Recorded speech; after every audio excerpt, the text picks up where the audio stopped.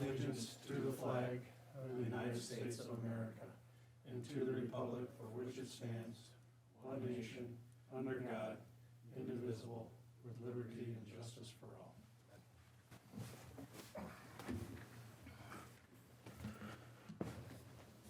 Okay, before we get going, even with roll call, I'd like to welcome the newly appointed members to the EDA, Chris Thorson and Joseph Matthews.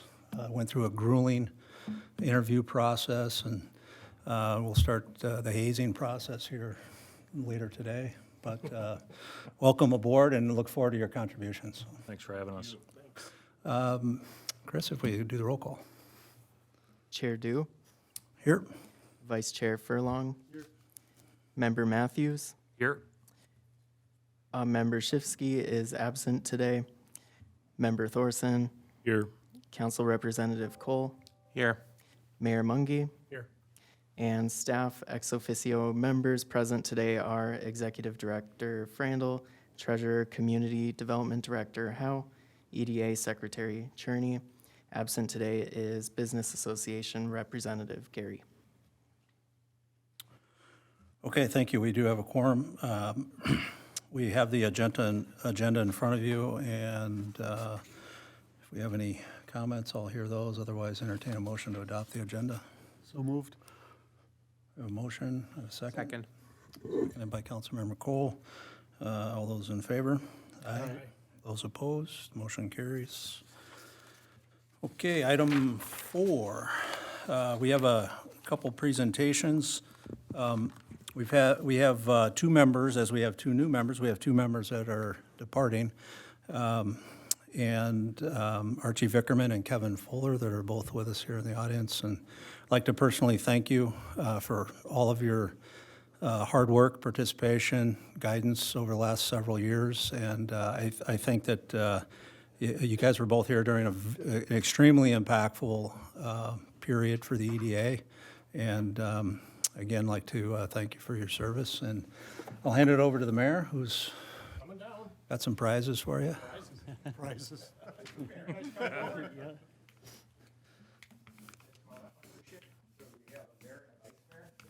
No, he's just still hanging around. We can't.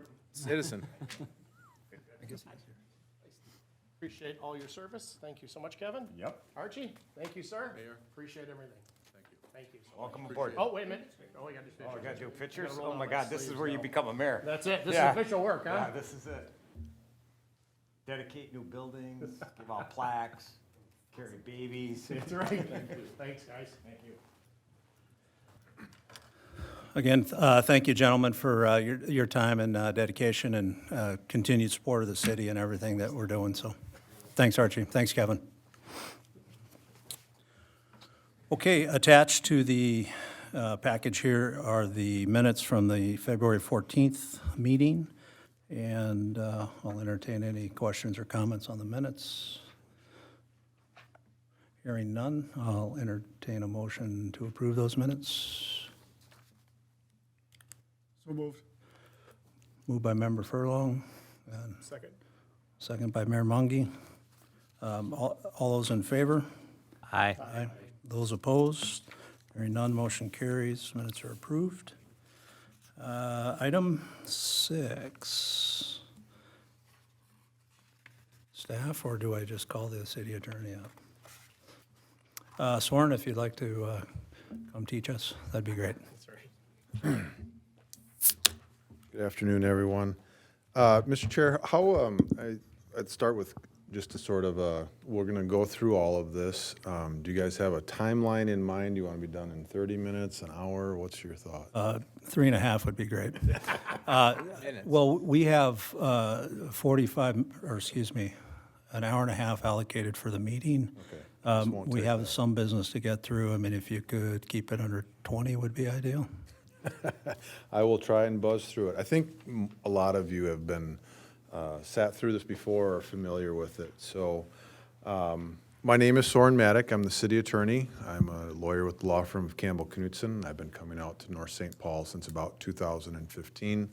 And our firm represents all aspects of the city on the civil side of things. And so One of the things we try and do periodically, and now seemed like a good time with the turnover and with some new staffing, is to just go through some of the ground rules that are just basic tenets to government. And some of them are intuitive, some of them are not, but it's important we follow them. So with that, I'd like to start with, and I'm just going to go through this page by page. I'm not going to read it to you. I'm going to hit the highlights. And my preference is, if you have questions, just stop me, and we'll go over them at that time. So the open meeting law, so meetings like this are subject to the open meeting law, meaning the city has to publish them, has to make the public aware of them. The public, without exception, can come to these meetings. It does not give the public who attend the right to participate, but they do get to sit here and watch the work in progress. And that is an absolute rule unless there's an exception, and we'll get to those in a moment.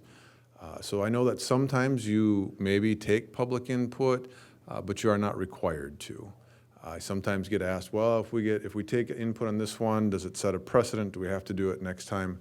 No, it doesn't set a precedent, but one of the tenets of good governance is if you do something for one, you do it for all, and you're trying to create as many consistencies as you can. So I do think there are times when it's not necessarily precedential, but you create a custom and norm in what people become accustomed to. So if you do allow folks to speak on items, if you choose not to allow them to speak on another, I would encourage you to be able to explain to the public why not. And if it's that, hey, this is contentious, or I'm tired of hearing from you, that may not be the best explanation. If you have a habit of never allowing the public to speak on items, you have no problems. But if you do, I would encourage you to think about continuing to allow that. Again, you get to decide that, but keep in mind that when you change those customs and norms, you may have some questions to answer. The open meeting law, in addition to when you meet here, applies when you're outside of City Hall. What the open meeting law presumes is that any and all business you guys do can be seen by the public. And so one of the easiest ways to run afoul of the open meeting law is email. So if Brian or Brandy send you an email and you really like what you've read and you decide you want to comment and you reply all, and a discussion ensues amongst the board, you are in violation of the open meeting law. You are having a discussion about city business outside the confines of the EDA meeting. And that applies to not only emails, but applies to phone calls, and it applies to text messages. And we'll go over this a little bit in the Data Practice Act, but it does not matter if you are on a city device, a personal device, a work device. Where you're sending from doesn't matter. The fact that you're conducting and talking about city business does.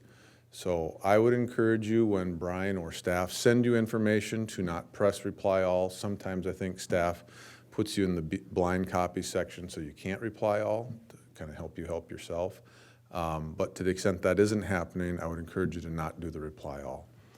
You can get in just as much trouble by pressing forward if one of you really likes what you've seen and John sends it to Terry, and then Terry says, hey, Robert, got this from John, I think this is a great idea. And if you just daisy chain it around, it has the same effect as a reply all.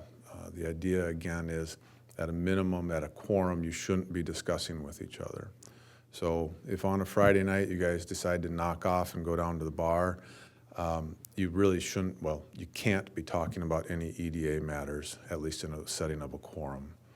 I know that sometimes 2 or 3 will maybe get together and some discussions will happen. Just be careful about that, because if the 2 or 3 of you leave and then one of you talks to someone else, you've pulled in a 4th or a 5th, and that in and of itself can be violative of the law. So I know that in every other setting, in your professional life, in your work setting, you meet more than twice a month or once a month. I'm not sure how often you guys meet, and you get a lot of stuff done in between those times. When you're here in your governmental capacity, that just isn't possible. Nothing prevents you from talking to staff and trying to develop ideas, but amongst yourselves, you should not be discussing these topics.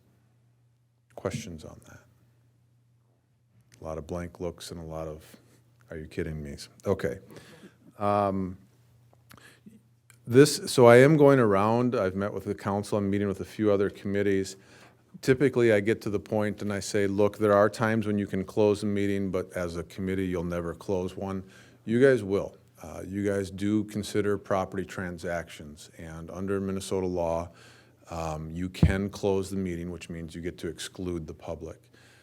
That meeting then does need to be tape recorded, and the only thing that can be discussed is the transaction at hand. It can't morph into something else about a different project. We have to specifically notice it for that parcel, which sometimes annoys folks because we want to keep it, quote, on the down low. But the idea is if we're going to go into a closed session, we do need to make sure the public understands why and what. That tape recording, when we are done either negotiating, we've either sold the building or we've bought a building or a parcel or we've abandoned it, that tape recording becomes public. And I offer that up right now just to remind folks that I've seen in the closed session, it gets a little casual. Things are said. We talk about the seller in a certain way that we maybe wouldn't have in an open forum.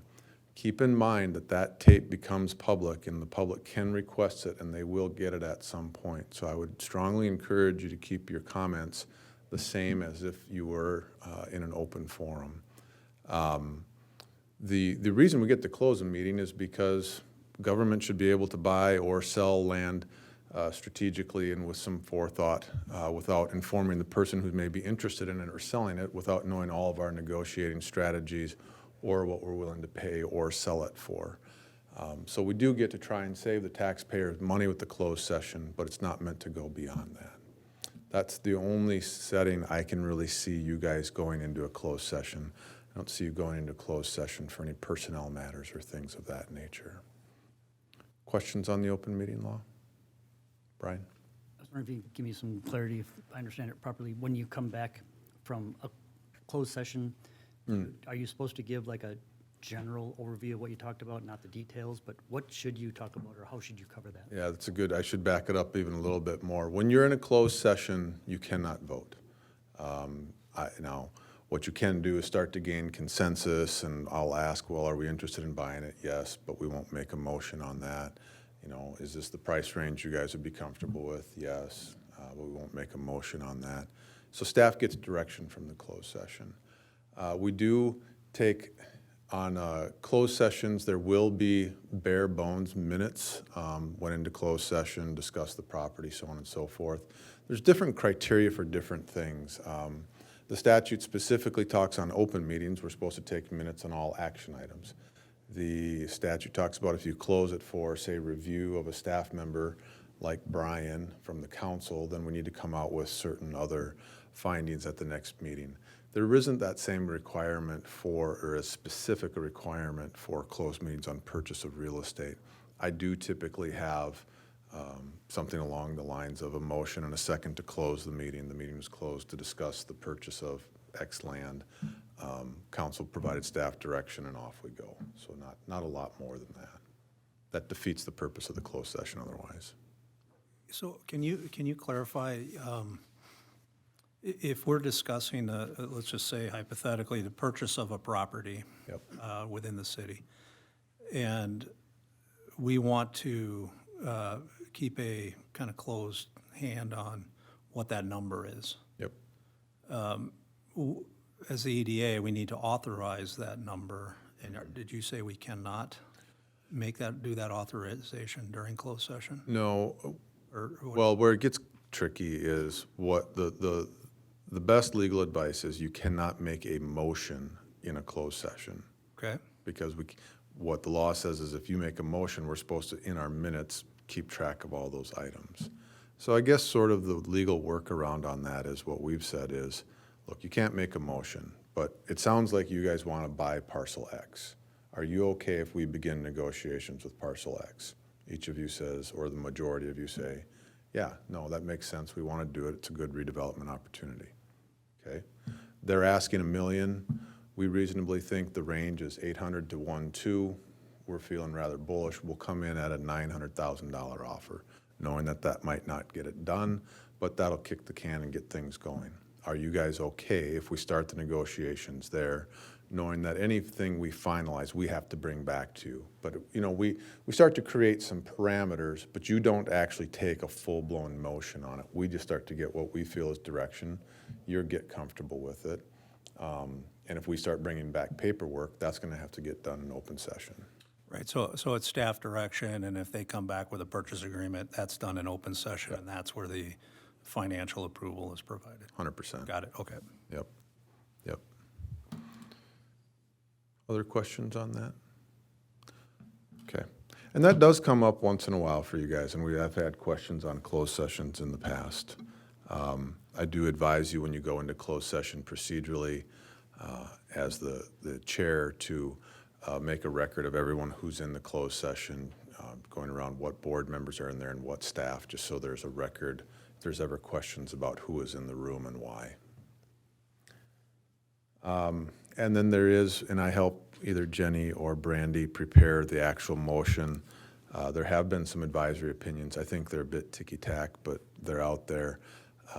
It's not just a motion to close the meeting. It's a motion pursuant to Minnesota statute blankety blank to consider the purchase of property located at so-and-so, motion second, and off we go. And we usually prepare that language for you ahead of time, so you just script it and read it, and you're compliant.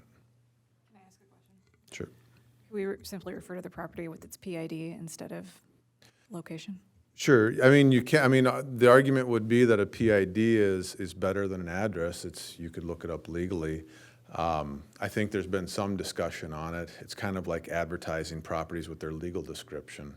It's arguably the most accurate way to describe a property, but arguably the least helpful way to describe the property. And so I think you just have to step back and say, yes, we're using the PID, and why is that?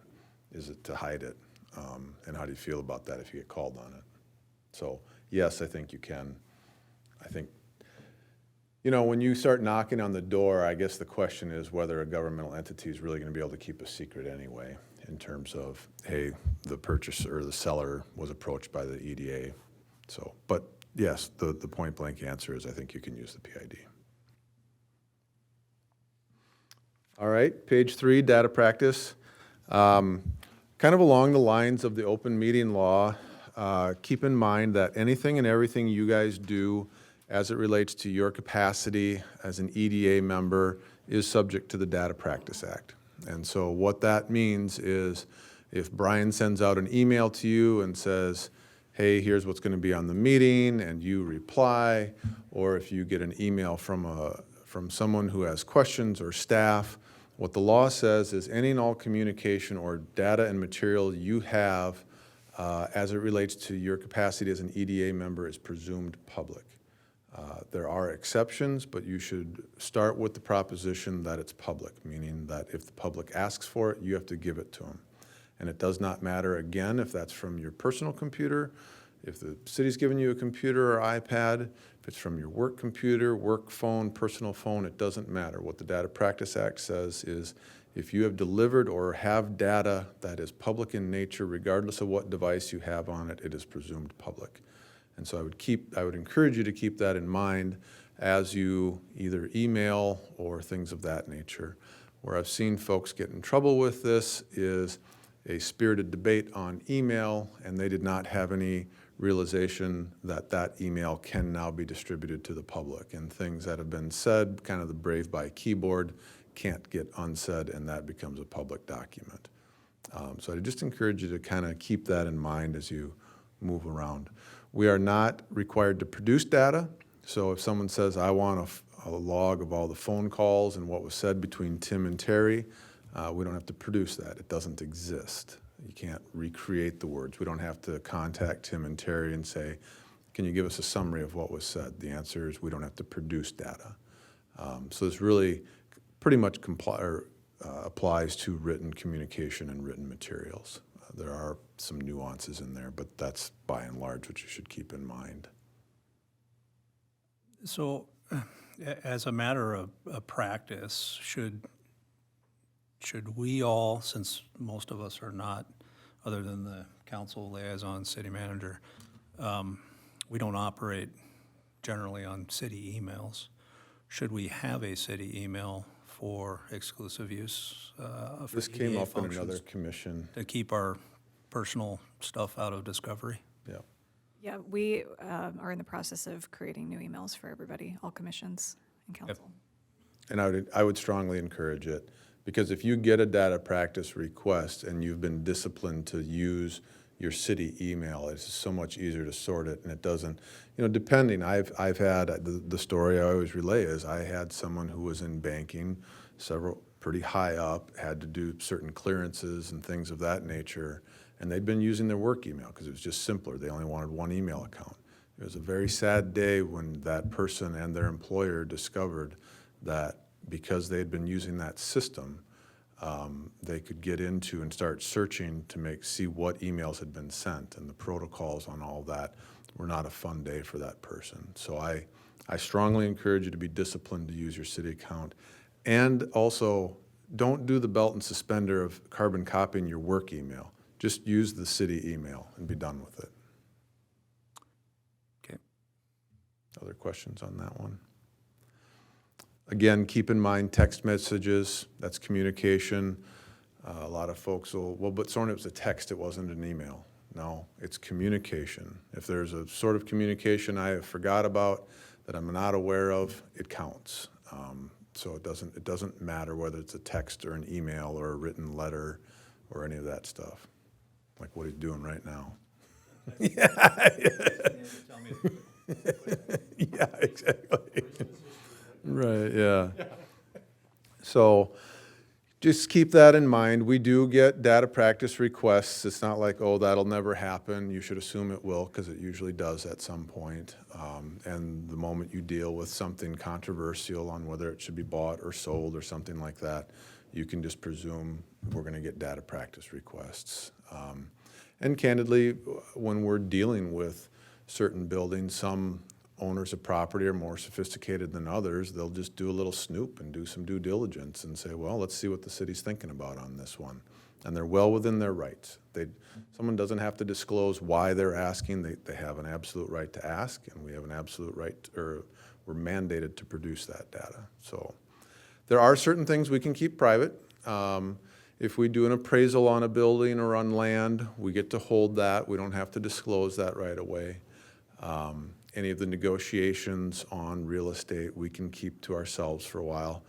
But I would be careful about that. If for some reason you know about it because there was a discussion, but you start banging off those emails to folks who you think are going to keep it quiet, you've now made those public. And so I would be just if it's stated in that closed session, keep it in that closed session. Do not create a separate record of it.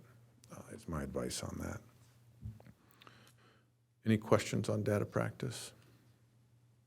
Okay. Good, then I'm assuming everyone's up on it. Conflicts of interest. I would like to believe a lot of these are intuitive, and then we start working through scenarios. What your appointment to the EDA suggests is that you are here in the interest of public. This is not an opportunity to create another income stream. And so when the conflict of interest stuff was drafted, what they found was people found their way onto city council or other boards to feed contracts either to their own business and or to relatives or things of that nature. If there is any chance that your business or family are associated with a contract or are able to make money, my suggestion is you should at least at a minimum abstain from it and disclose it and walk away from it. That vote, not participate in it. And candidly, what I am seeing is many councils and other contracting entities are in fact choosing not to do business with some of those folks just because of the appearance of it, that once I've been elected or appointed, now the contracts go there. That is not necessarily an absolute, but I'm seeing more and more folks do that. So if there's a chance that you're going to make money, whether it's yourself or someone in the household or a close family member, that is an interest that you should disclose immediately. It is something that I can help provide advice on in terms of whether it's a strict conflict or just an appearance and sort of a path forward. I can tell you that law enforcement is looking at conflict of interest a little bit more seriously. I have seen recently folks prosecuted for it, and they weren't necessarily the biggest contracts in the world, but the entities took it serious because it's tax dollars and they don't want to encourage it, and they're sending a message. So I would put that out there.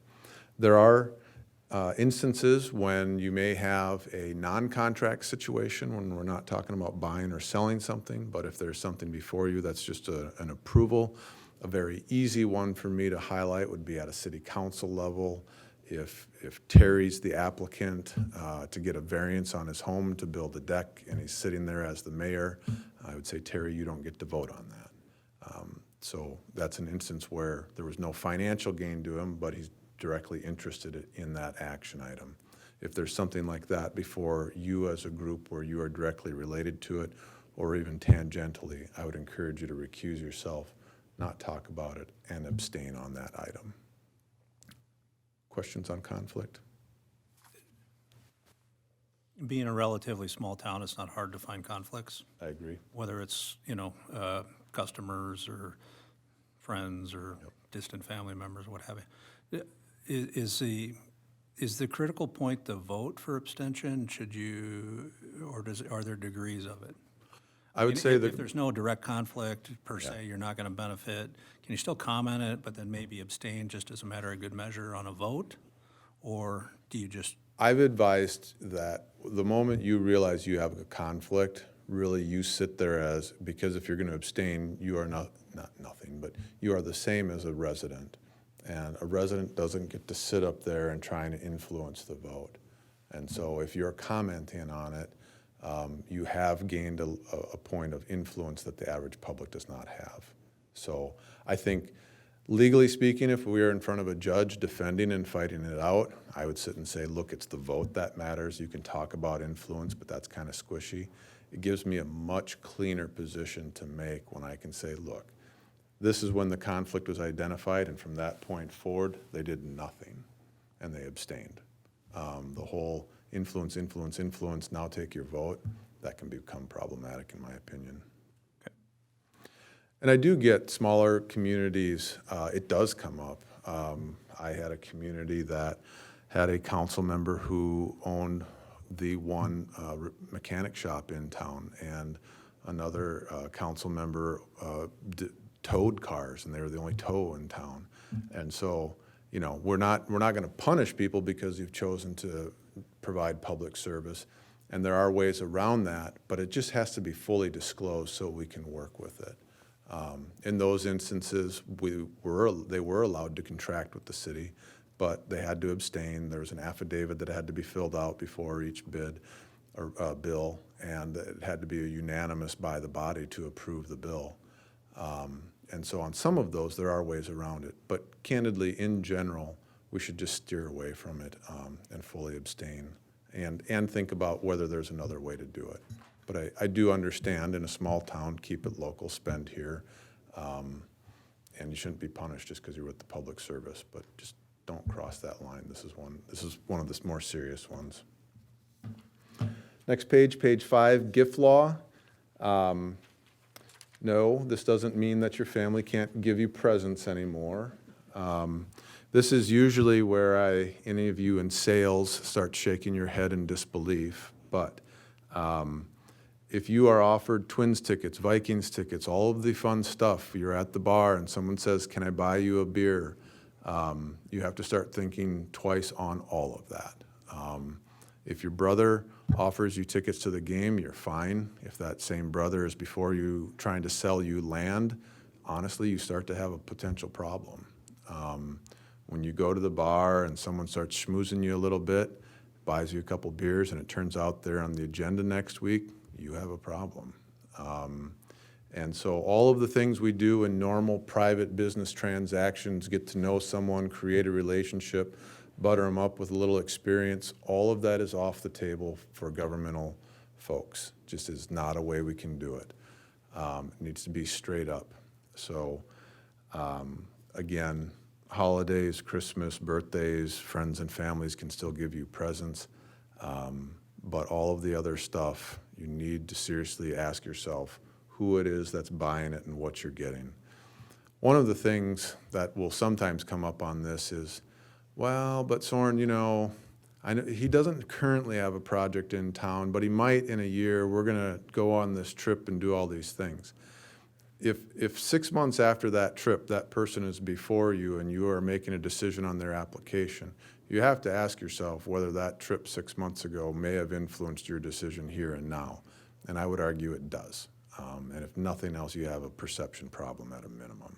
And so the whole, it's not here right now, but it was 6 months ago, or it might be 6 months. I would encourage you to turn down any and all of that. Any questions on you don't get gifts anymore? Nobody gave Tim anything anyway. Piece of my mind. Got a New Testament. Yeah, that's more of a suggestion than anything. Yeah. Role of the city manager. I haven't seen too many problems with this, but it's a good reminder that whether it's the city council or the EDA, Brian sits here as the executive director. My preference is, unless Brian has told you to do it a different way, any and all questions should go through Brian, and he can distribute them. If he said, no, look, this kind of stuff should go directly to Brandy, so be it. As the executive director, he gets to decide that, not necessarily you individually or as a board. It is important that Brian is kept in the loop and decides how city resources and management are directed. And that's just an absolute, and that's what the statute requires, and that's just good governance to respect the chain of command on that. There's other stuff pointed in here, but Brian gets to decide what staff work on what, and that's period. The other aspect of that, you know, and from a policy perspective, if you guys are interested in buying and selling, Brian may engage Dan or someone else to crunch the numbers, but it's important to remember that Brian's ultimately going to be held responsible by the council for all management of finances and things of that nature. So it's important to just keep in mind Brian's role in presenting you that information.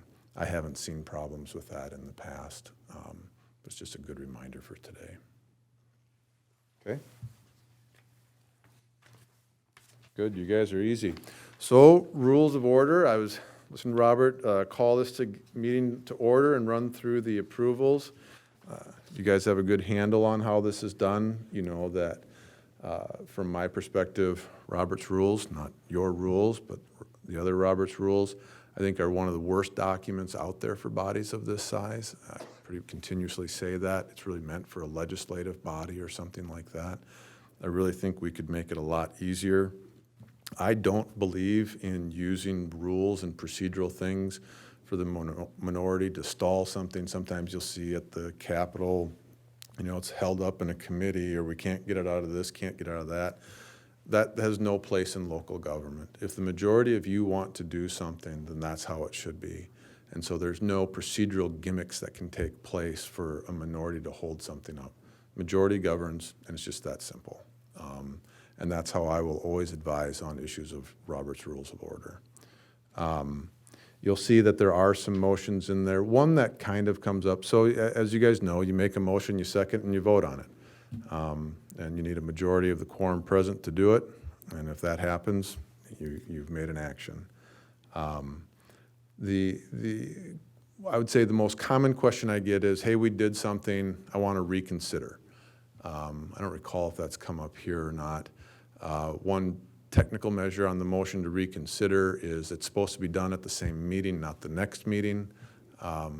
So if you make a motion and you have buyer's remorse and you come back at the next meeting and you want to make a motion to reconsider, what I'd say is it's too late. You can't reconsider a motion at a following meeting. Further, if the motion you made here was to enter into a contract and do something, you cannot procedurally undo that contract. You're legally bound. And if staff is on their game, you tell them to execute a contract tonight, it's executed tomorrow, Thursday, Friday, and in a couple weeks or a month, you say, you know, that was a bad deal. I've now talked to my constituents. I can see clear. That's a bad deal. The answer is, candidly, too bad you're stuck with a bad deal. There's no procedural mechanism to undo a lawful contract. Those are the most common things I see with Robert's Rules or questions I get. Candidly, and I know we kind of buzzed through it, but trying to respect the time, that's really all I had for you, and prepared to answer any questions. Otherwise, candidly, in the past, I think you guys have run a pretty tight ship. You guys know what you're doing. You've got good experience up here. So I'd stand for any questions, or I'd leave you alone and let you do some business. Anybody have any questions? Maybe quorum, might be short, quorum. Do we? Well, if you don't have a quorum, you don't have a meeting. And so one of the questions I'll get is, well, can we just meet to do this? Well, you can sit there as less than a quorum and do whatever you want, but you don't have a meeting, and you can't make any motions, and you can't do any business. I have a little concern if you do stick around and talk. I don't think that's violative of the law, because technically you don't have a meeting. There's no open meeting law concern. You're here. But I do get concerned if things get discussed, does that lay over to the next meeting, things of that nature. I typically do advise that, look, you should, if you don't have a quorum, you should just disband and repost the meeting.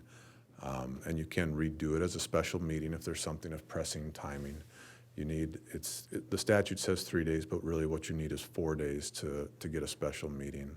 You don't count the day you post it, but so if you post it on a Tuesday, you'd count Wednesday, Thursday, you could have the meeting on Friday. So that's, if you don't have a quorum, you don't have a meeting.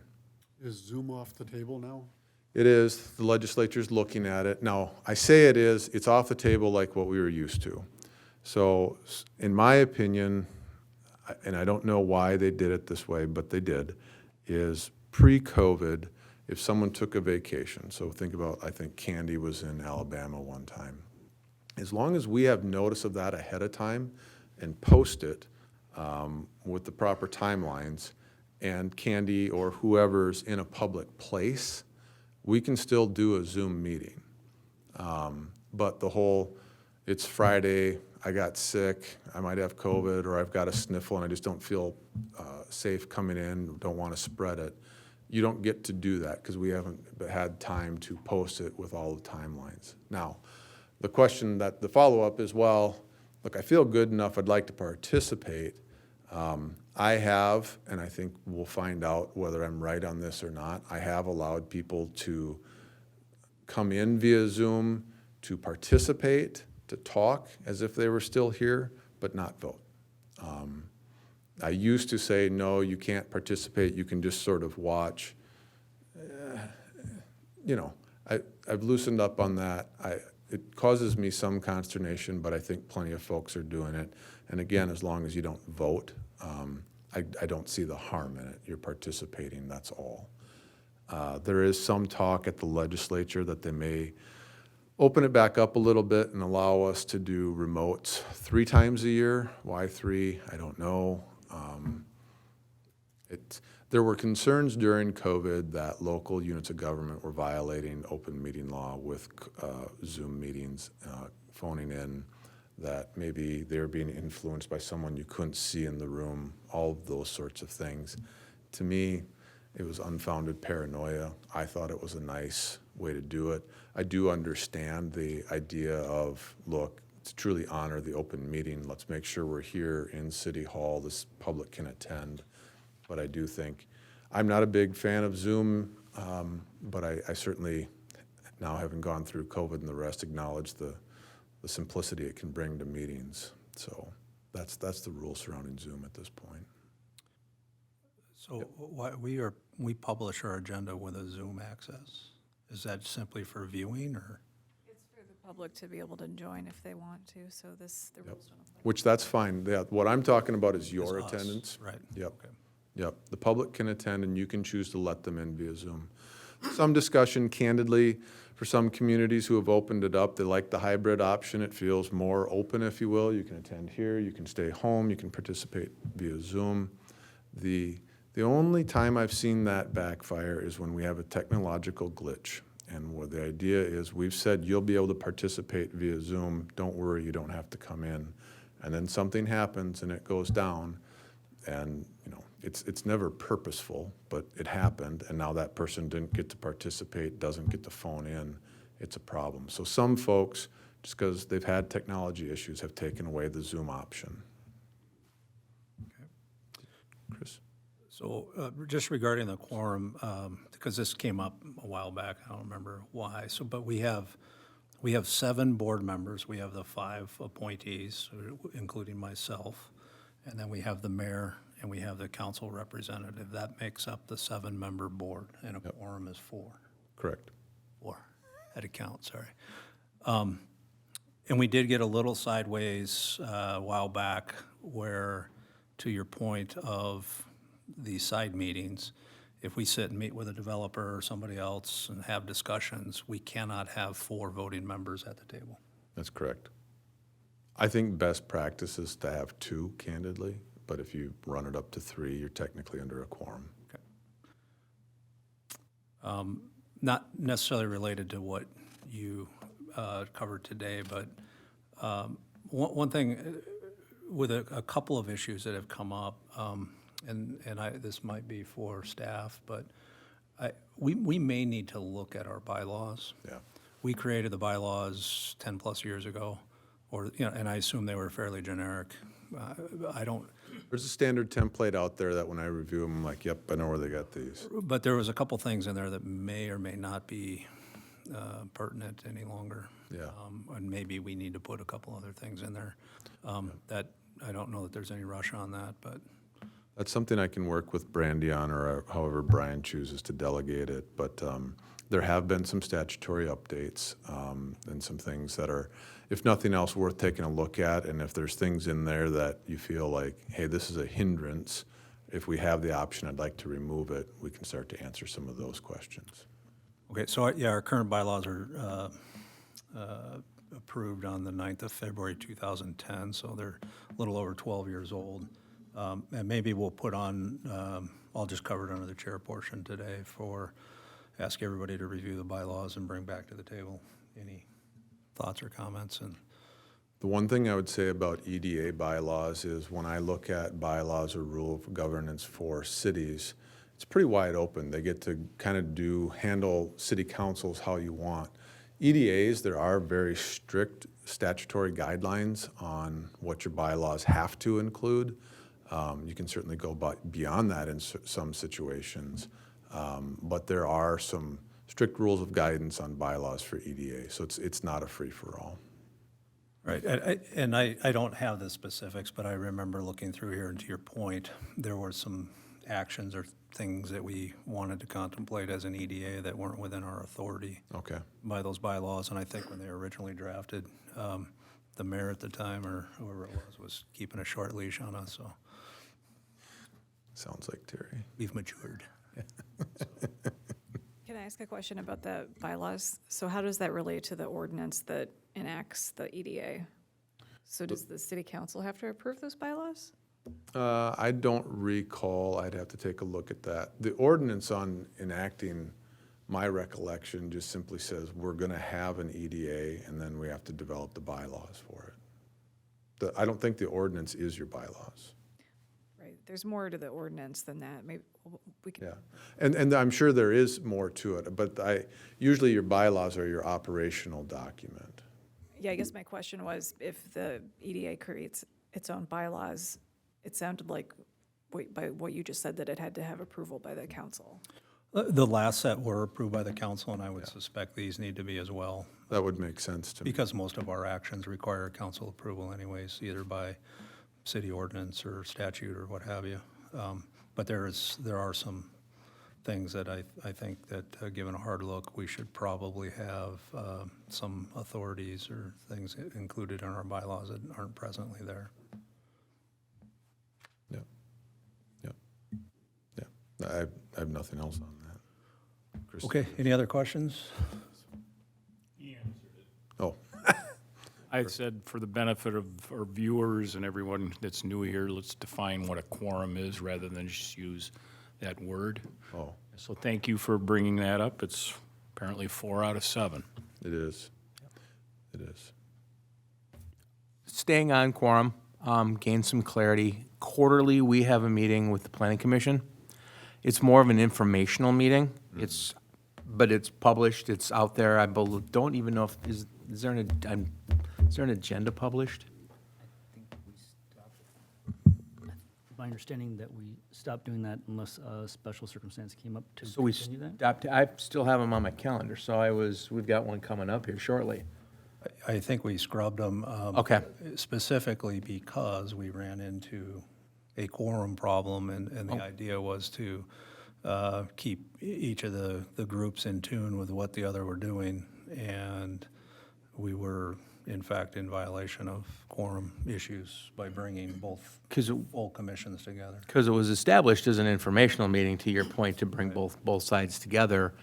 And then there was confusion of, well, do both sides have to have a quorum? Can you have a conversation without one side having a quorum? And it sounds like we're not having the meetings going forward, so never mind. Right, it was like, okay, well, each group can send two, and then we're like, well, what's the point? That defeats the purpose, so. I mean, I have seen joint meetings where you publish them and you say, look, the EDA and the planning commission are gonna meet together. It's an informational meeting. Now, from my perspective, it's a meeting or it's not a meeting. The 1 foot in thing doesn't work. And so even though you're not gonna quote, take any action, it's hard to suggest that you as a body aren't discussing city topics and city business. You're discussing either what's right in front of you or what you just dealt with. It's city business. So to me, if you have a quorum, it should have been published, pure and simple. Now, so then it becomes this, well, shoot, the planning commission showed up, but only 3 of you guys showed up. Now what do? Publish it as an EDA meeting and a planning commission meeting? Do we just have a planning commission meeting where you guys just sit and listen and get talked at?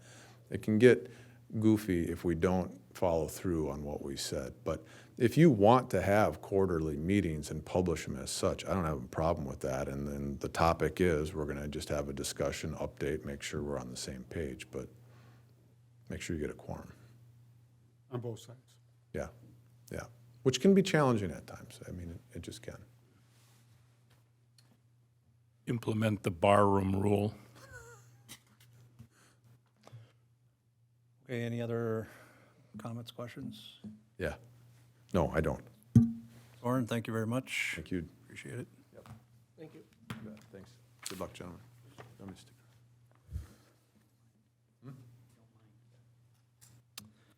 Okay, we'll push forward on the agenda. Next item on the agenda is item 7, meeting open to the public. I don't see anyone in the room. Do we have anybody online? Okay. Item 8, action items. Pizza Factory, I'll hand it over. Do you want me to kick it off, or? Yeah, if you wouldn't mind. Okay, so we had discussion, and it's identified in our minutes from last meeting about Pine Tree Center. One of the, as just to catch up a little bit, Pine Tree Center is essentially vacant with the exception of one tenant, and that is the Pizza Factory.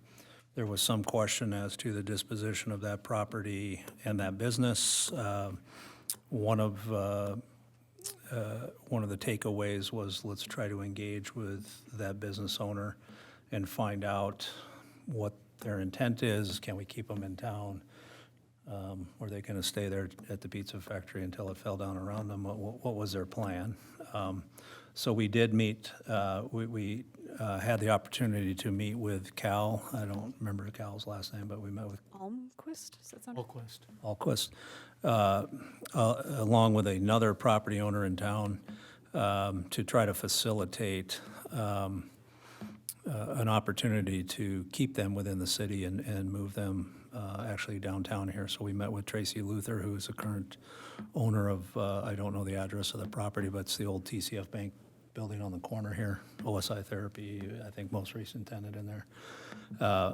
Took a walk through there to see what the parties thought, whether it would be a potential option to move that business.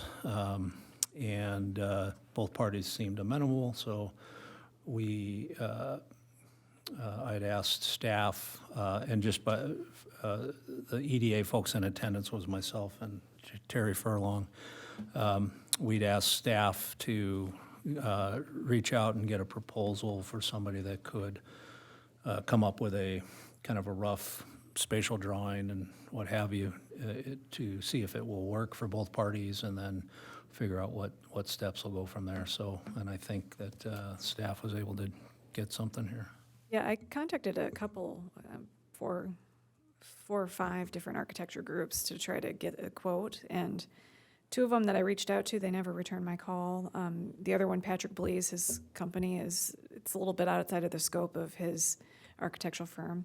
But he did recommend a couple of them, this Little Box Architects being one of them.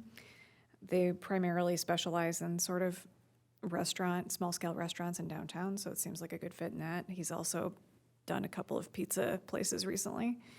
So the scope that you have before you is basically an hourly not to exceed to come out and do a site inspection, take the measurements, get a feel for the space, and then do basically a lease area drawing that would be reviewed by this body and by Cal. So the proposal we have in front of us, and ultimately what I think we'll be looking for a motion is to approve engagement with this firm. I took a look at their website. I agree. I mean, it looks like they've done a few pizza places, so they should at least have, and it looks like they've got reasonable experience in this type of stuff. But the EDA's function in this, from my perspective, is to, rather than, we have, of course, the choice of doing nothing. Or, one of our primary charters, again, is to, attract and retain businesses. And in this instance, we're trying to retain a business as well as, create some more activity downtown. So what I'm proposing as the EDA is that we authorize some funds to get the process started and get the parties moving and show them that they, hopefully we're able to show that there's a win-win deal for those parties, and then we can step away and they can take it from there. They may wind up back at our table for other items, but at least to get the ball rolling and see if we can keep this business viable in the city of North St. Paul. So I'll certainly entertain any thoughts or comments or questions. Yes, sir. Do we as an EDA have a set policy established about helping existing businesses stay or attracting new businesses? I know that it's in our purpose or goals, okay? But is there a formal process where, being that I've been in the business association for 25 some years, we've always encouraged people to come to North St. Paul and find ways in which to do that and to retain those that are here. And I am all for keeping Cal in our town. He's been a great, but there are others in this town also that I have equal concern about keeping them in their town. So I just want to know, is there a formal process that any and all businesses that want to retain themselves in our town have that opportunity to go in front of the EDA, for example, to seek help? Maybe there's no way, as you just pointed out, we have the right to say no, or we can go forward. But I want to know, is there really a formal policy and a process to assist anyone else that's going to come before us for help? I think the answer to that is generally no. There is not a formal process. I know that over the years we've helped a number of businesses, and I've also heard that grumblings where there were some businesses that say, "Well, why didn't the EDA help me?" I can tell you that, at least from my perspective, oftentimes the businesses that ask why they didn't get help, they never hit the table. We had no idea, that they had an issue or concern or needed assistance. And so I think we try to be proactive about understanding what's happening in the town, but we don't have in terms of a checklist, in terms of, does this business or individual meet the criteria for assistance from the EDA? They're really just all handled on their own individual merits and as they're presented to us. In this particular case, I'll say Cal didn't come to us. We went to him, but that was a byproduct of us wanting to know what was going on at Pine Tree. And as a result of that, here's a business that when we talked to him, he said, "Yeah, I'd kind of like to stay in business." And my words, not his, but I kind of like to stay, but things are falling apart around me, and And we kind of, and we said, well, what can we do about it? And that's where we sit today. So, I would encourage any, we have limited funds. We have funds, but limited funds. But any business that is in a position that needs assistance that the EDA might be able to provide, whether it's monetary guidance, just connecting the dots. We've helped plenty of business just connecting the dots and not spending any money. I'd invite them to, reach out, whether they come to a meeting or approach EDA member outside of a meeting or whatever makes sense, or come talk to staff. But to your specific question, no, we don't have there's no specific criteria that says, we will run down this checklist. The only time we've had that is when, I guess, in conjunction with council, we were tasked with distributing, I think they were CARES Act funds, if I'm not mistaken. We did through assistance of council and other communities, had a fairly specific checklist criteria on how those dollars were distributed, but that's the only time I've had anything like that I'm aware of. You came to our business association and made a great presentation about the EDA, and I think one of the things I took away from that was using the city manager as the focal point, contact city management to get that ball rolling. And maybe that's the clarification I'm looking for. That may be our, how do we come up with a process that's fair to everyone, that they're going to be heard, other than, hey, we've recognized that we want to keep Cal in town, and I do, but it's like we're deciding to reach out to him because of his circumstance. I get it. But we got to make sure that that's open for other businesses to at least bring to our attention here at the EDA. Yeah, I'll tell you, as I think most people here know, over the course of, I'll say, the last 5 or 6 years, we've had a bit of musical chairs in the city manager seat. I think even at the time I spoke to the Business Association, we had John Stark on board, and at the time, we felt we were on a good path to have the city manager / executive director of the EDA be that focal point, because that was, John had a very strong background in economic development and what have you. I'm not suggesting that Brian doesn't, but I'm not, I don't want to suggest that he's the primary contact for all those issues either. I think that, maybe the best thing I can offer or suggest is that, to your point, we make periodic, whether we do something in the city newsletter that reminds local businesses, hey, the EDA is potentially here to help with X, Y, and Z. That could be an opportunity. It could be maybe more regular visits to the Business Association if those are the parties that we're trying to touch, whether that's quarterly or what have you. Yes, sir.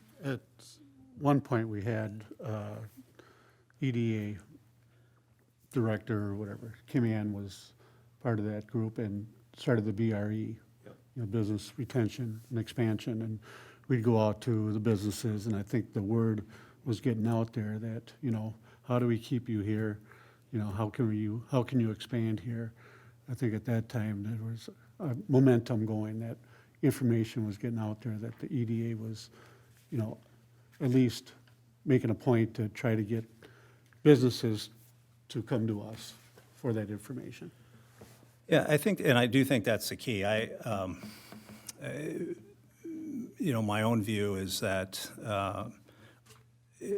anybody that finds themselves, a business that finds themselves in a position where, they may be forced to leave the city or leave their current location or even shut down as far as that goes, and need some help, I mean, any and all are invited if they think that we can help them in any way. Part of what this group is really intended to provide beyond, some limited ability to provide funds at times is to help connect the dots for folks and provide, guidance with either the expertise or the connections that folks on the board have. So it really is an open invitation to all businesses, and I think that if we want to be more proactive, I think to your point, unless I'm mishearing you, is that we maybe just doing a more affirmative reach out to say, hey, we're here if you need help. Well, I think that is exactly what we need, because we don't want to have this perception that we're picking and choosing on our own. I think we are all here to promote economic development, and we, by definition, we've also included that in retaining existing businesses and doing whatever we can to make that happen. If we have that opportunity to clarify it for those that are out there looking, that's what we should at least provide a forum for. And if that is the city manager, that's what we'd point to, I think that's a great first contact. It sure isn't the building inspector. No, again, I don't want to suggest that it is the city manager. It may or may not be, and Brian, you're welcome to speak to that if you like. I mean, my gut tells me that, we have a community development director now in Brandy, and I think she would be a more appropriate contact. That's my personal opinion, which we didn't have in the past. We've been lacking a staff member, rotating city managers, so it's been a little difficult, but I think it's Brandy. Would be first point? I would agree with that, and then we take it to the next level by involving myself and bringing it to the board here as well. Okay. Not to get too far off the agenda topic here, but I think with that, can we ask staff to maybe draft something that could be presented at the next meeting that emphasizes our reach out to the business community, something along the lines if there is anything we can help them with, and we can work on the wording of it, but, please encourage them to come have a discussion with the EDA. You mean something for the newsletter, perhaps? I'm thinking for the newsletter initially, and then, we could probably expand that. I think we know a couple people in the Business Association. We can expand that and make a trip, to their upcoming meeting, or, whether it's the next one or the one after, and at least get a 5-minute slot or something to extend that to the group as well. Hopefully, I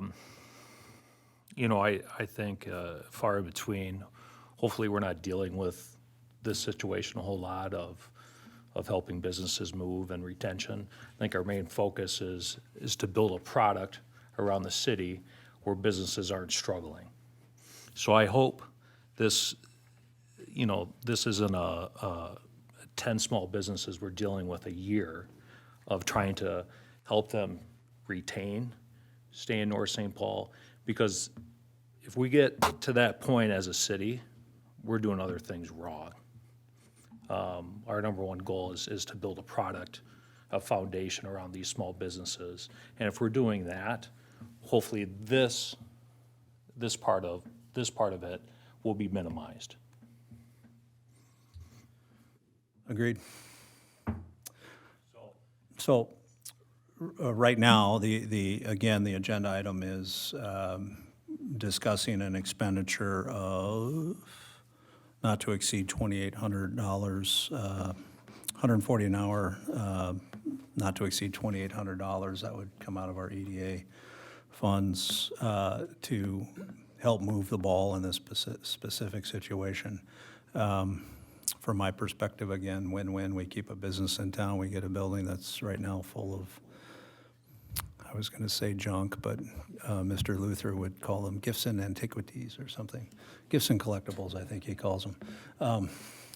But get another viable business in the downtown district. So with that, I'll entertain comments on whether we should do this or not. I'd like to make a motion that we approve the spending of that $2,800 up to have this study done. Second that motion. Okay, we have a motion and a second to approve, to direct staff to approve the proposal for Little Box Architecture. Any other discussion? Okay, all those in favor? Aye. Aye. Those opposed? Hearing none, the motion carries unanimously. And so do I, Brandy, do I need to execute this or can the city? Imagine that Brian will sign it. Okay, perfect. Okay, next topic.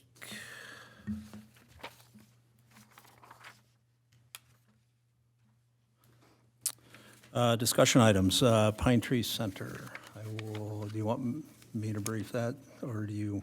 Well, I think you've already touched on a good deal of it.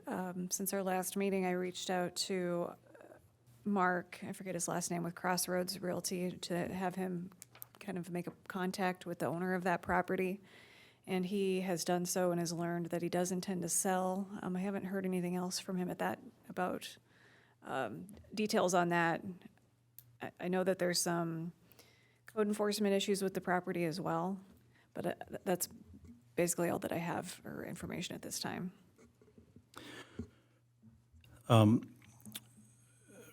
Yeah, so my understanding is he doesn't intend to sell. He, in fact, I understand, gave Crossroads a number that he was going to list it at somewhere in the $1.1 million range.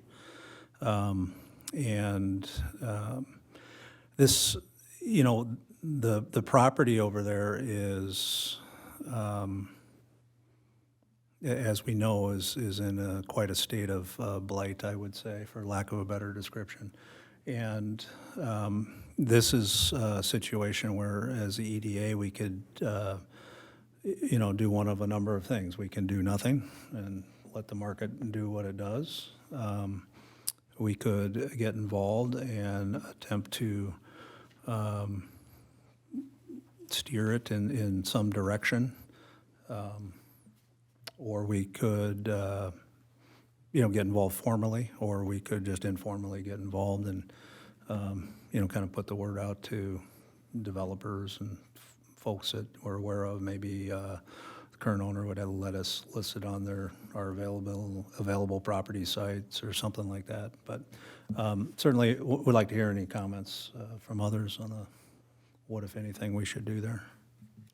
Sorry, reaching back into my emails, I did see that his conversation, Mark Young's conversation with Terry, the owner. Terry believes that it's a good site for residential, which the city also believes it is. He anticipates that it could be 40 plus or minus condominiums that could fit on that site. We would have to do an analysis to determine actually what could be used on the site. He's also looking for TIF money if it's available for a redevelopment project, and you're right, it was 1.1 million that he's looking to sell it for.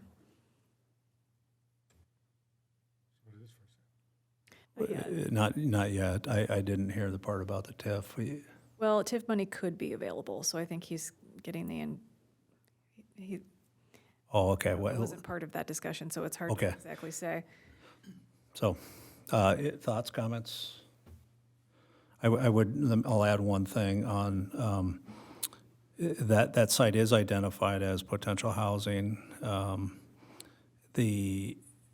we do have a fairly significant shortfall in our affordable housing capacity within the city as well.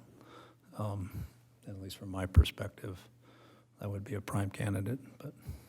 How big of a parcel is that, as far as a couple acres, or what are we dealing with, what size? I think it's a couple. I can check here quick. While she's looking that up, others?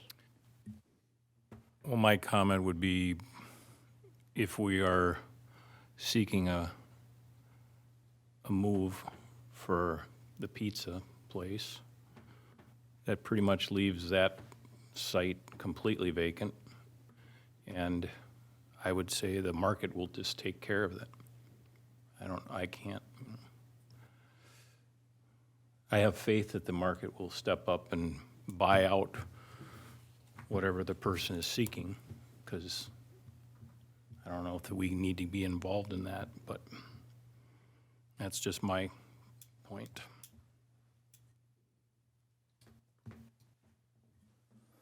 Others?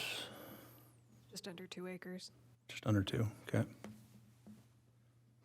Well, I think, one of the things that we experienced with the Lilly property, and I say this for the benefit of you two that weren't here at the time, but we had originally engaged, because we didn't have the staff or the expertise, so we had originally engaged the St. Paul Port Authority. They have a division that does this type of stuff.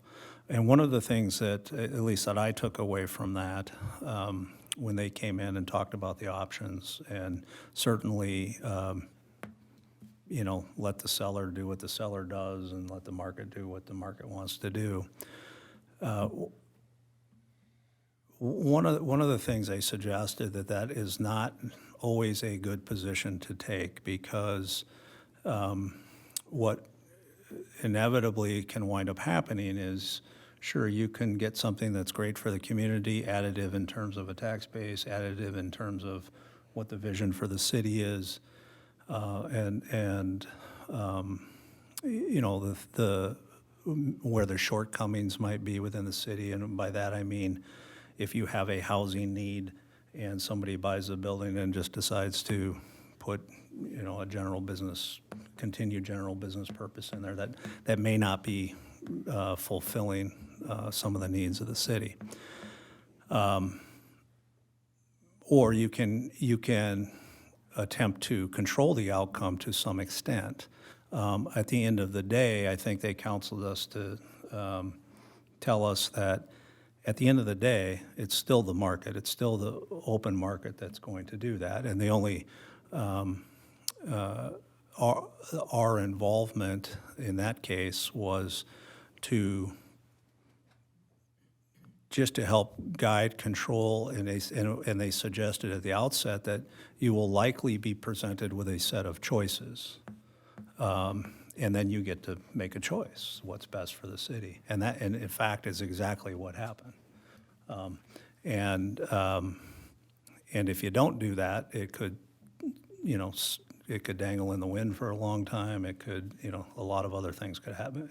Some bad things could happen, I guess. So that to me would be the kind of the difference between attempting to not dictate the outcome, but control the outcome, I guess, at some level. And they were pretty adamant about that. And What is that zoned there? It's R2, which is kind of open for everything. It can be residential, it could be commercial. It's a And mix. we have another Sorry, I said R2, business, it's MU. we have another business right next door to it that is, and the one further down, affordable, or they used to be called Affordable Automotive, but all of those are commercial sites, so. And then you look across the street to Oakdale, and it's all, apartments, so the viability of being either one is there.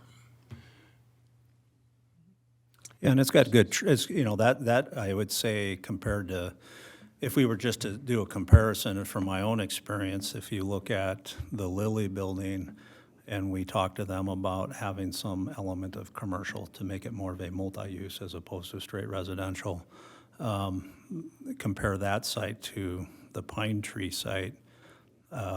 What Pine Tree has that this site doesn't is traffic count. And so that may be a very viable spot. And if we wanted, just hypothetically, some of the things we could do. I mean, we could attempt to gain control of that through, purchase agreement. And again, for those that may not be aware, on the Lilly, we executed a purchase agreement on that property, knowing that we may be forced to close, but we set a timeline such that we had the ability to send out RFPs, and the intent from day one was to find a developer, plan that we liked, that met the city needs, hand it over to the developer, and the developer bears all the financing and costs, and we step away, and that's exactly what happened. We could do something similar in that regard, and issue, if we had control, we could issue an RFP, and tell them exactly what we want, and see what the responses are. Again, or we could stay out of it completely. I personally am in the camp that I think that we should at least, test the waters on our ability to have control of that property. That a lot of times kind of requires that there's an extended time period on a closing before we have to put in any cash of significance to allow us to go through that RFP process. But maybe one of the differences now between when we did the Lilly is interest rates are through the roof, and people are backing away from those things. So, but that could be the seller is going to be faced with those same challenges, right? And even we did even talk at one point that worst case with Lilly, if we and this is probably more applicable because it was never really an option at Lilly, but more applicable at Pine Tree, even if you leveled it at some point and you've got a pad ready or something that's ready for developers when the market's right. That's generally a better spot to be than having blight within the city, but that's my opinion. There's code enforcement issues. Does that continue to move forward as far as trying to get them to fix the issues in the building? How does that work now with enforcement? Well, they continue to be in discussions with the property Yeah, I owner. mean, right now, it's a place that has issues. Are we still holding them accountable for their code and violations? Correct. I think that some of these date back to about a year ago as well. How does that go to the next level then? Does that go to court then if they're not doing what they're supposed to be doing on the facility?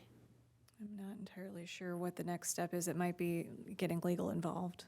I think Jason Mallinger would be the expert on how that process moves forward. Mr. Mayor, in theory, that, yeah, you're right, code enforcement is involved. I understand a number of those spaces down there have been essentially red tagged, so unoccupiable. But, just, I'm trying to stay in the EDA lane, but comment on what we've seen when we take some of the other code enforcement issues we've seen within the city.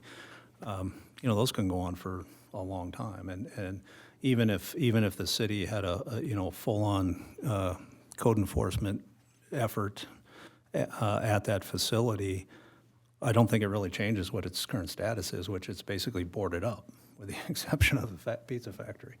Well, that's blight that you're referring to, though. Blight is not what we want, Correct. so that's an issue in my mind. Right, and that's where I do think that it starts getting into the lane of the EDA. Something's going to happen over there, and let's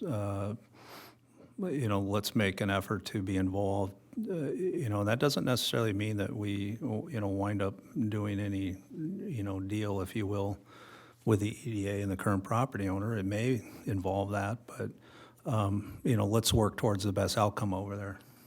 I think that's part of our responsibility. Jared, are you looking for guidance from us, or are you just kind of opening it up for conversation? I'm really looking for opinion, because I do think that if the board is open to exploring what our involvement might look like, I think we need to give staff some guidance on taking a look at that. I by no means am suggesting that we authorize a purchase amount in any agreement, but I do think that maybe we look at next steps, maybe we engage it with the seller at a higher level, understand what is it that they're trying to accomplish. The fact that I just heard that they asked whether TIF is available. Well, if they ask that question, are you indirectly saying that you might be willing to redevelop the property you currently own? And if that's the case, maybe we just continue that conversation with the current property owner and just give them the guidance and the pathway to get there. If you're looking for opinion, it would be my opinion that we move forward so that we have some stake in what goes in. I think the Lilly Building was a wonderful example of we got our toes in a little bit, had an opportunity to have choice, and we stepped back out. And I would like to think that we would move forward that direction as well, because at the end of the day, North St. Paul still is a product, and we want to make sure that we have what the residents want, what the residents are asking for, and what the community needs. I certainly agree. Other thoughts or comments? Yeah, I would totally agree with those comments. I think being a part of some capacity and gathering more information, see what that path is, I think we should absolutely move forward on that. Okay, so without objection, then I would ask staff to maybe take next steps, whether it's through the broker that we've engaged in Crossroads Property or directly engage with that property owner and maybe find out their intent. Do they just intend to sell and move on with their life? Or do they in fact have some interest in redeveloping the property themselves? And if so, start working towards a path to what it is they want to build and, how we can assist. And if they do not intend to develop that property themselves, then maybe engage in a discussion about, whether we can gain some control over it for a period of time in order to go through an RFP process and ask the business community, the development community, who's willing to come in and put something on that spot. I think those are kind of the first sets of questions, so. Any further comment or additions? Did you ever find out when his lease expires? Cal's? So it's month to month, so there's no, okay. Yeah, he indicated it was month to month, and he wasn't sure when when that month was coming. There is a notice provision in there, but is what he said. Okay, nothing further, we'll move on. Downtown green space. Yeah, we discussed this last month, and the direction given to staff was to move forward with determining what the next steps are. So we've reached out to Ron Ritchie, our Public Works Director, to see if he could get some cost estimates from some contractors for the work that would be performed, materials costs for the work that would be performed by Public Works, and then also the other items that would be, bid out.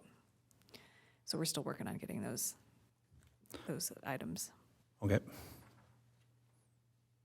Ron's been a little busy with snow lately, and Dan's been a little busy with our audit lately, so. should be making all kinds of money on snow removal, so we should be good. Okay, next item is, so we're essentially tabling that till the next meeting for more info. Okay, Yeah, just on here is a discussion reminder item. got it.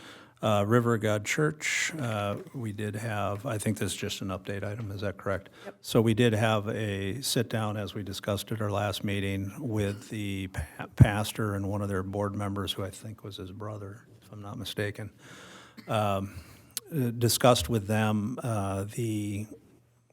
just kind of where they were, what was their outlook, what's going on with their facility. We did discuss the neighboring property, Reflex Medical's desire to expand. We didn't know at the time whether that was an immediate concern and desire, or whether it was, kind of a 5-year plan type thing. And I guess my take on it is, and I'll let Terry here comment because he was in the meeting as well.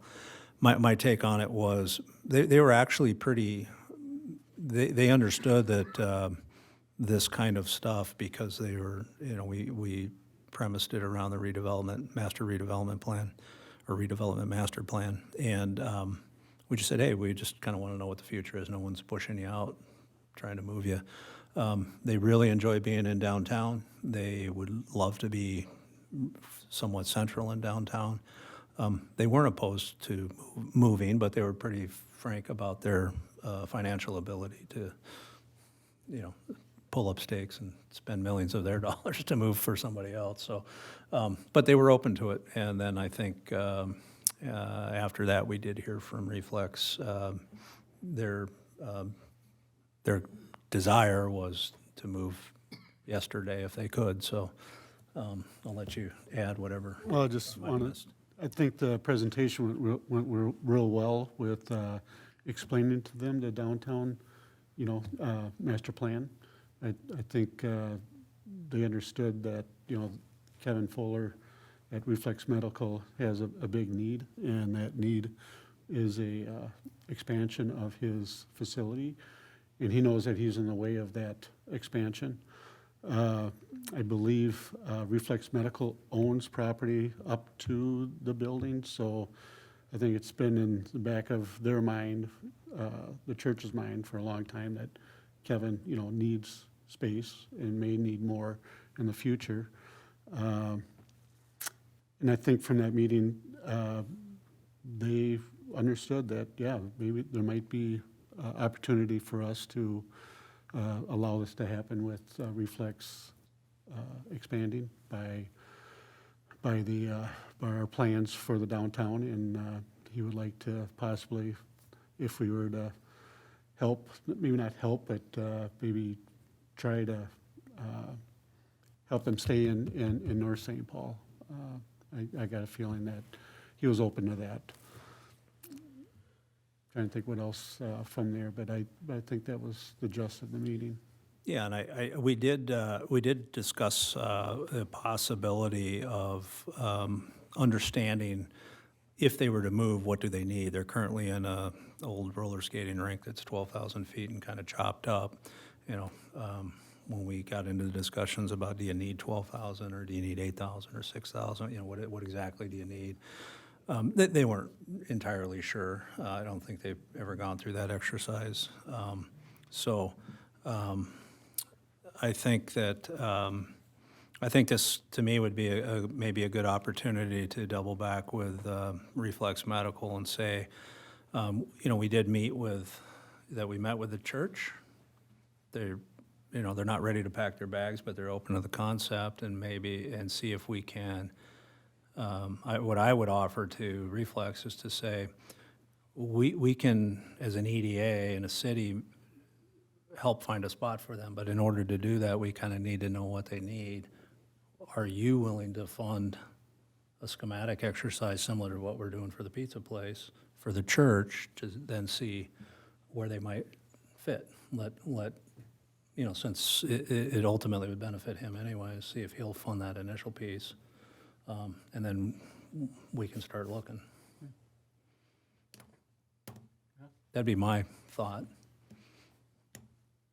It's going to be a pretty nominal amount. I was going to say, it's pretty much information gathering. Can we just do it on staff time here, do you think, or have one of us? Yeah. Maybe have that conversation with the church and find out what their actual needs are. We have to actually go out there to Well, as a, I'll say, former builder, I think that's a programmatic effort, and I do think it requires a professional to do that exercise. And I don't think it's a difficult exercise for those that have done it before, particularly for those that, just like the folks we're hiring on the pizza place. They've done pizza places before. You're probably going to take them 12 minutes. And I would suggest that there's, firms out there that are similar in the ecclesiastic field that can go in there, and when the church says, well, you say, well, what do you need? They're going to go, I don't know. And, they're going to tell them what they need because they know what they need. They've seen it dozens of times. So I would be I'd be partial to having a professional, kind of program done to really get to their needs based on their congregation and their. Did the need do the needs come, exploring that, come before finding a potential spot for them? I think so, because they're currently in 12,000. I think admittedly, they said it's inefficient space, so they need it inefficiently, but if it was efficient space, they probably don't need that. And I do think that there's a significant difference between looking for a 6,000 to 7,000 foot footprint versus a 12,000 foot footprint. Also, I don't know, but there's that other church over off of First on South, down further south. That's a small church in the neighborhood. You know, how is their well-being? Are they doing well? Is that something else we could look into as far as? As combining? No, just understanding if they're, where their interest is if with their congregation type of thing, size-wise. I mean, as far as buying the building, if it's still, or is that something that, just something I threw out there, maybe it's.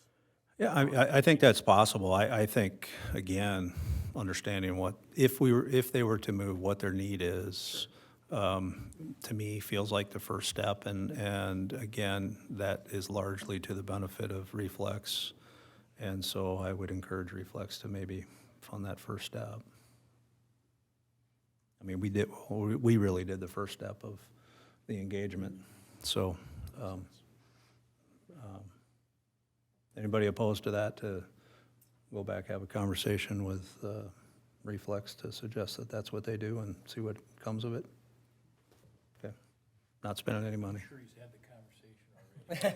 Well, he had, but it was a little, neighbor to neighbor sometimes isn't always the most expeditious. But so Brandy, I don't know if I'm happy to participate in that conversation with Kevin.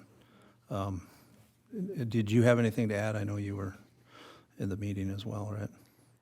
No, I think that they were hesitant to come in and talk to us at first, but once they had the full information and that they are not being pushed out, this is part of a broader vision, and they're only going to be asked to move if they're made whole or better than whole. And so the tone changed by the end of the Right, I agree. Okay, so we'll ask staff to do that, but I'm happy to participate in that discussion with Reflex if needed. I would just add too, and I know we're a little over time, and I blame the city attorney, but I will say I felt that was an extremely productive meeting. I was very happy to see that they had already printed out the redevelopment master plan. They had looked at it, and I would suggest that we don't need to schedule it now, but maybe think about getting another one on the table. If I had to pick one, I'd say the bank down in the corner, but just saying. Yeah. They got too much space as well. Okay, if there's nothing else there, Market Street Development Site. So this, as most of us know, we had a development agreement, exclusive agreement with JB Vang. They were proposing multifamily housing on the site over there. They have walked away from that agreement and likely the project due to fund shortfalls. And, with the rising costs and everything else, so not terribly surprising. Gary Mulcahy owns the property adjacent to that. I call it the atrium, but it's something else now. I'm not, what school or something? Charter school, and the parking lots, et cetera. He had asked to meet with me. I met with him. He has a concept plan that he threw, and it's just some lines on a site plan. It's nothing exciting. The basic concept, and there's a copy of it in your packet, and I think we're gonna, if you take a look at it, there's two different versions. One's a little wider than the other, and the basic concept is that he utilizes those parcels that are there along with some of his existing property, and these things, and build a facility. These things are commonly referred to as man caves, but there's probably a more modern term that's more acceptable, person caves, we'll call them, I don't know. Yeah, man caves. We did have the opportunity to kind of talk about a couple facilities that, like this, that they're trying to emulate. And, I said, look, we can't have something across from the city hall that's, wood frame, vinyl sided, junk. But what I had agreed to is to bring it to this group, just to kind of test the waters on the use before they did some next steps. I did look from a zoning standpoint. That is I think, what is it, MU2 or something? I think it's MU1. Could be one or, yeah, whatever the downtown one is. So it is, it is within the kind of use guidance, commercial, residential, et cetera. A lot of uses involved there. He of course assured me that it would be, top-notch architecturally. He thought it would pair well, again, with car show activity and other activities of that type. We did talk a little bit about trade-offs, right? What does it look like?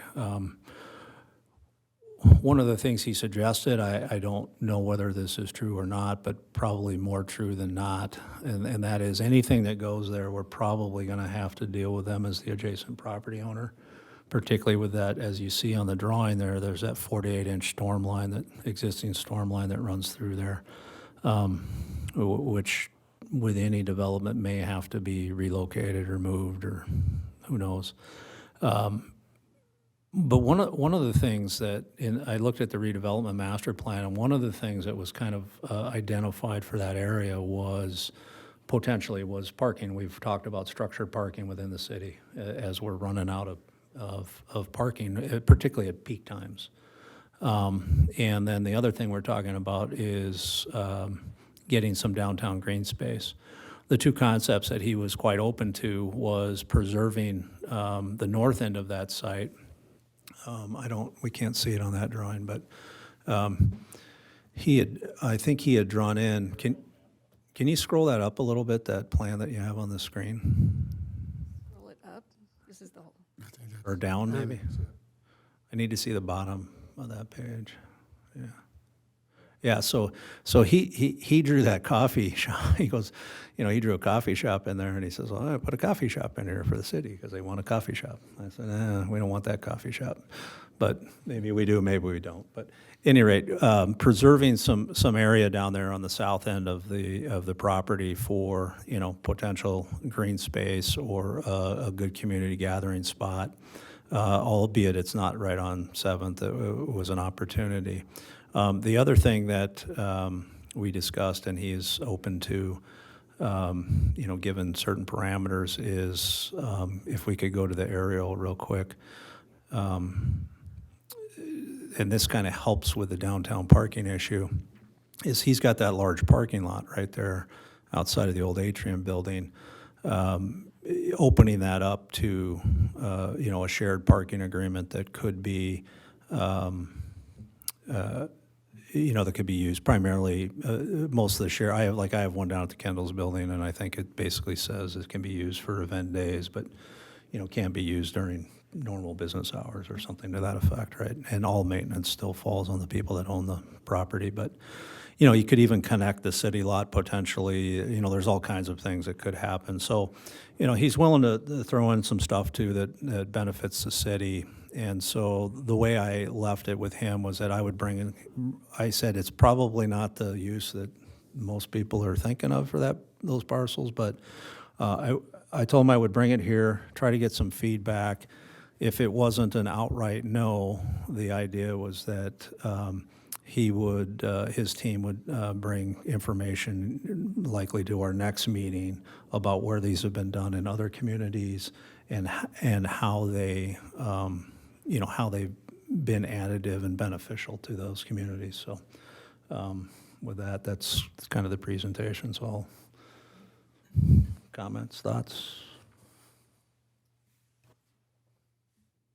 Well, since we just had training about disclosing conflicts of interest, Gary Mulcahy is a client of mine and has been since 1979.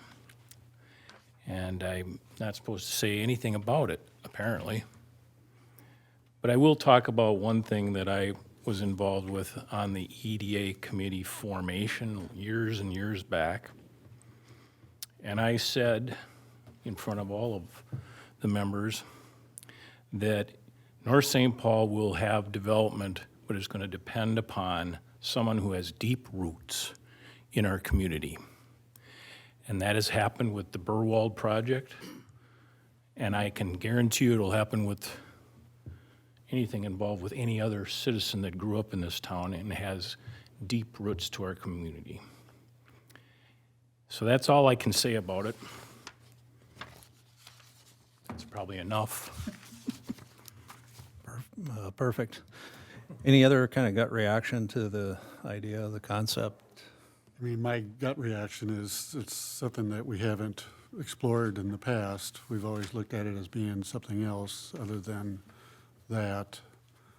I guess I'm not overly excited about storage, but I don't know what it looks like. You know, I'm looking at a couple square things here.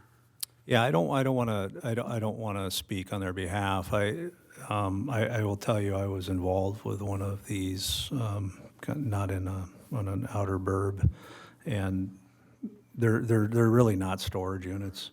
I mean, they're pretty active spaces. Car condos. Yeah, car condos. There you go. I mean, that's really, and this would be, at least as Gary suggested, they would be condoed.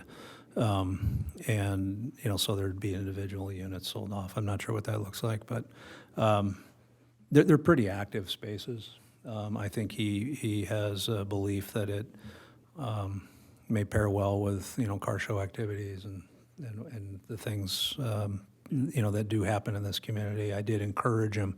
I'd asked him if he'd spoke to the history cruisers. He said he had not. I encouraged him to maybe reach out and have a conversation with them, get their thoughts and opinions on it. You might get 20 buyers right away, I'm not sure. But, so. Councilmember Cole has a look. Well, you looked at me. I'm struggling wrapping my head around what this would look like, so I really haven't drawn an opinion. So I would love to see the next concept as to what it would look like. When I read through the packet and I read the word storage, I immediately thought of a giant storage facility, and I know that's not what this is looking to do. So that's why I struggle. I haven't drawn a conclusion, and I'd certainly be interested in taking a look at what next steps would look like, just to help me better, put a picture in my mind. Mr. Mayor, any thoughts, comments? Well, I saw the ones over by Paisley Park. If it's anything like that, they're beautiful, and they have pool tables, they have recreation. The guy who owns a security company, he has 4 of them together. So as far as the way look, you can't sleep there, but you can spend Right. time there. You can hang out there. You have a rec room there with your car type of thing. I did ask him about that, and he said no, they would not be living units, so. So it sounds to me the next step here is get them in here and do a little presentation and get some more information on a visual, what it would look like, how it would impact the city. I think we all need more info. Yep, okay. And I think that was the key. He understood that that may not be the first thing people thought of when they looked at that site. So we'll double back with Gary Mulcahy and let him know that it was not summarily rejected and we'd like to see more. And This is thinking outside the box. it is. That's kind of cool. I can tell you what, if it looks anything, well, you mentioned the one at Paisley, but that's not, what is that, Chanhassen? Chanhassen, Yeah, there's one in Chanhassen, there's also one in Medina that, yeah, you can't get in these places, they're so nice, you gotta have a special pass, so. We might become exclusive in North St. Paul. Yes. Yep.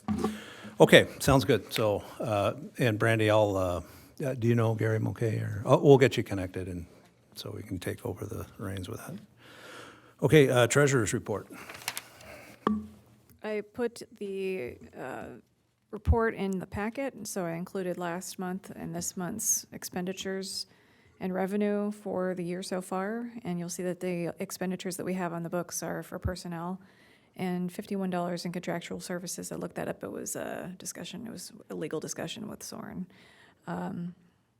So the balance, the ending fund balance for February is $439,449, $439,449.43. Any questions? The only question is, we did ask last month when the levy funds Oh, attach. Did we find that out? that I do not have the answer to. I'm sorry, I will find out. Just want to make sure that they didn't fall into the general fund and being spent on other things. So I think that might be part of when the balance, or when the budget has been finished being audited. So it kind of gets finished at the end of March here. So we'll probably have those details next month. Okay. Okay, any questions on treasury report? Okay, other items, I'm going to go first. I just had one other. Did we get so I know that the two new members are replacing existing members whose terms expire at the end of '23. And then that doesn't mean you're done. And you may very well be reappointed if you don't behave yourself. Do we know what the other terms are? Do you have those available, Chris? I got till 26. You stuck with me. Sorry. No choice. All right, so we have Robert Dew, term end 2024. Terry Furlong, term end 2025. Shifsky was just reappointed for his full term, so 2025 as well. Thorson and Matthews, 2023. And Tim Cole and John Mungy are Parallel with their elected terms? with Okay. their office.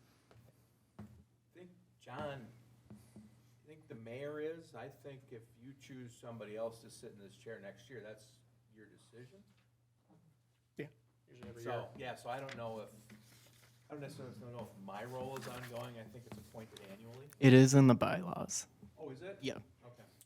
You're stuck. Okay, it's not on here, but anything else from any other EDA members? City manager, I'd just like to add, executive director, excuse me. thank you, yes. Just in mindfulness of the hours that we have, or the time set aside for this, I don't have a problem. We are salaried. We also have a gentleman here that's going to be getting overtime for this duration. Oh, yeah. Just keep it within our time frame when we can. I blame the city manager. I missed that entry, so Okay. Bill Soren, please. Any other, any additional admonishments or? Okay, perfect. If not, our next meeting is scheduled for April 11th at 3 o'clock, and I'll entertain a motion to adjourn. So moved. Second. Got a motion and seconded by Councilmember Cole. All those in favor? Aye. Those opposed? Me. I'm a tax guy, but I'll do everything I can to be here. But I'm officially voting no. We have one nay. So 5-1. Motion carries. We are adjourned. Back to your tax